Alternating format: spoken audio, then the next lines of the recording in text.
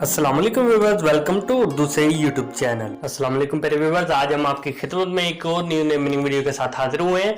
आज की इस वीडियो में हम आपको बताने वाले हैं फेरोज नाम के मीनिंग और इसकी तफसीलात।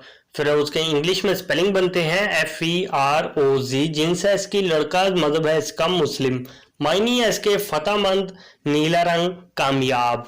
फिरोज नाम का इस्तेमाल लड़कों के नामों में होता है। फिरोज नाम के अफराद के लिए खुशकिस्मत नंबर 6 माना जाता है, जबकि खुशकिस्मत दिनों में इतवार और मंगल शामिल है। खुशकिस्मत वाले देहातों में हिस्सों के हिसाब से तांबा शामिल है। फिरोज नाम के अफराद के लिए मुआफिक रंगों में सुर्ख रंग और हल्का सब्ज रंग शामिल है। फिरोज नाम के अफराद के लिए मुआफिक पत्थरों में पखराज शामिल है। फिरोज नाम में 5 हरूफ है और ये एक लफ्ज बनता है। अपने नाम का मीनिंग जानने के लिए कमेंट बॉक्स में लिखिए, चैनल को सब्सक्राइब कीजिए, वीडियो को लाइक और शेयर कीजिए। Thanks for watching.